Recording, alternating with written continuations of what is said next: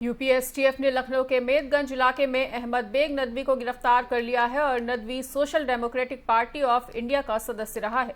आरोप है कि वो पीएफआई के लिए मोटिवेशनल स्पीकर के तौर पर यूट्यूब पर लोगों को बरगला रहा था और नदवी को यूपीए के तहत गिरफ्तार किया गया है। बताना चाहेंगे कि यूपी एसटीएफ ने अहमद बेग नदवी को किराए के मकान से पकड़ा है और उसके मोबाइल और लैपटॉप से कई आपत्तिजनक वीडियो भी मिले हैं। आरोप है कि ओमान समेत कई खाड़ी देशों में जाकर वो पीएफआई के लिए फंड इकट्ठा करने का काम कर रहा था। साथ ही 2047 तक भारत को मुस्लिम राष्ट्र बनाने की मुहिम चला रहा था। दरअसल अहमद बेग नदवी ने 2018 तक लखनऊ के नदवा कॉलेज में पढ़ाई की है और वो श्रावस्ती का रहने वाला है।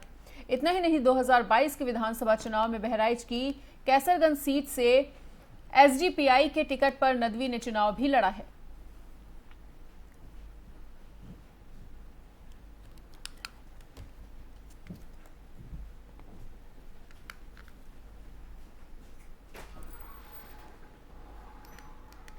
तो आपको बता दें कि पीएफआई से जुड़े मामले में एक और गिरफ्तारी हुई है। वहीं पीएफआई से जुड़ा हुआ अहमद नदवी गिरफ्तार किया गया है। इसी खबर पर अधिक जानकारी के लिए हमारे साथ अविरल अग्निहोत्री भी जुड़ चुके हैं। तो अविरल, पीएफआई से जुड़े हुए नदवा को गिरफ्तार किया गया है जो कि मुस्लिम राष्ट्र बनाने की मुहिम चला रहा था। क्या कुछ जानकारी निकल कर आ पा रही है इस बड़ी खबर पर?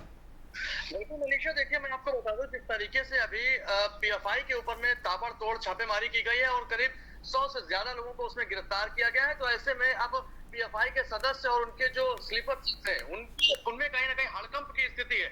आपको बता दूं कि अभी कल ही जो है लखनऊ के मदेगंज इलाके से अहमद बेग नकवी को गिरफ्तार किया गया है, नदवी को गिरफ्तार किया गया है। ये कहीं ना कहीं पूरी तरीके से खाड़ी देशों से प्रभावित था और इसके साथ ही आप समझिए social democratic party of India का सदस्य भी रह चुका है। हालांकि इसके मोबाइल से तमाम ऐसी चीजें पकड़ी गई, इसके लैपटॉप से तमाम ऐसी चीजें पकड़ी गई हैं जो कि 2047 तक भारत को मुसलमान राष्ट्र बनाने की कोशिश कर रहा था ये।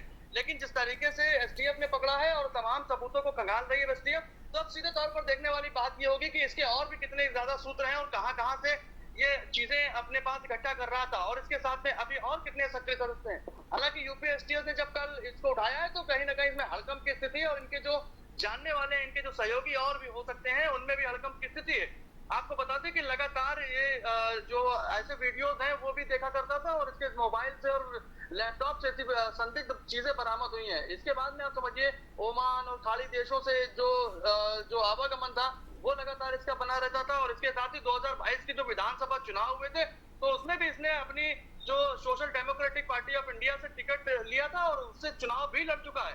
हालांकि आप समझिए कि किस तरीके से ये जड़ें जमाते हुए चले जा रहे थे और उसके बाद में कहीं ना कहीं जब एसटीएफ ने शिकंजा कसा है तो इनकी जो गैर इरादतन जो गलत चीजें थी वो कहीं ना कहीं अब निकल के सामने आ रही है। ऐसे में अब एसटीएफ ने पूरी तरीके से शिकंजा कसा हुआ है मनीषा, और जो भी इसमें शामिल होगा उन सबको एसटीएफ कहीं ना कहीं पकड़ के सामने ला रही है मनीषा। बिल्कुल अविरल, और ये भी बताया जा रहा है कि मोबाइल और लैपटॉप से भी कई आपत्तिजनक वीडियो मिले हैं और जैसा कि ये आपने भी बताया कि यूट्यूब पे भी ये लोगों को बरगलाने का काम किया करता था।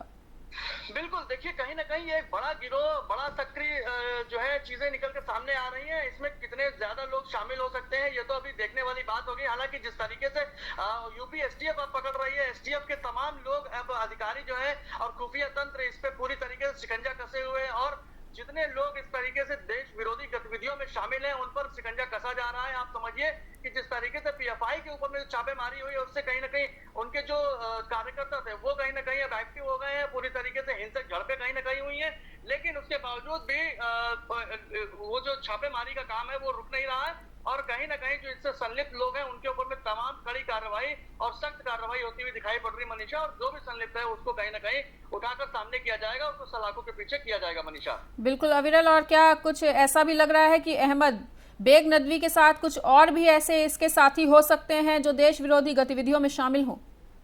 बिल्कुल मनीषा, इसमें कोई शक नहीं है क्योंकि जिस तरीके से आप समझिए कि अगर कोई भी इस तरीके की गतिविधियों में शामिल होता है तो उसके आगे और पीछे तमाम ऐसे लोग होते हैं जो उसको सपोर्ट करते हैं, आगे बढ़ाने की कोशिश करते हैं, कि उसको मानसिक सपोर्ट करते हैं, उसको आर्थिक सपोर्ट करते हैं। आप समझिए कि लगातार इस देश विरोधी गतिविधियों में जब वो शामिल था तो उसमें कहीं ना कहीं जो फंड जुटाने का भी काम कर रहा था। आप समझिए कि ये 2018 के लखनऊ के नदवा कॉलेज में पढ़ता भी था तो पढ़ाता भी था। तो उसमें सीधे तौर पर इसके तमाम जो लिंक्स हैं, अब इसके जो जो फ्रेंड सर्किल है उसको भी खंगाला जाएगा, और कहाँ इसकी उठक बैठक थी, किन किन लोगों से मिलता था, किससे बात करता था, तमाम चीजें यूपीएसटीएफ निकालेगी और ये जानने का प्रयास करेगी कि इसके साथ और कौन कौन लोग शामिल है और कहाँ तक इन्होंने अपनी जड़ें जमा रखी थी और किस किस जनपद में ये लोग इस तरीके की गतिविधियों में शामिल हैं, और उनको निकाला जाएगा, उनको खंगाला जाएगा। इस पर जो है एसटीएफ पूरी तरीके से अब शिकंजा बनाए हुए हैं और जल्द से ही और तमाम खुलासे करेगी यूपी एसटीएफ। बिल्कुल अविरल, इस तमाम जानकारी के लिए आपका बहुत बहुत शुक्रिया। तो जिस तरह से यूपी एसटीएफ ने लखनऊ के मदेगंज इलाके से अहमद बेग नदवी को गिरफ्तार किया है, तमाम जुड़ी हुई जानकारियां हमारे संवाददाता ने भी दी। और आपको ये भी बता दें कि Nadvi social democratic party of India का सदस्य रहा है और इन पर आरोप है कि पीएफआई के लिए मोटिवेशनल स्पीकर के तौर पर ये यूट्यूब को लोगों को बरगलाने का काम कर रहा था और नदवी को यूपीए के तहत गिरफ्तार किया गया है। तो यूपी एसटीएफ ने अहमद बेग नदवी को किराए के मकान से पकड़ा है और उसके मोबाइल और लैपटॉप से कई आपत्तिजनक वीडियो भी बरामद किए हैं।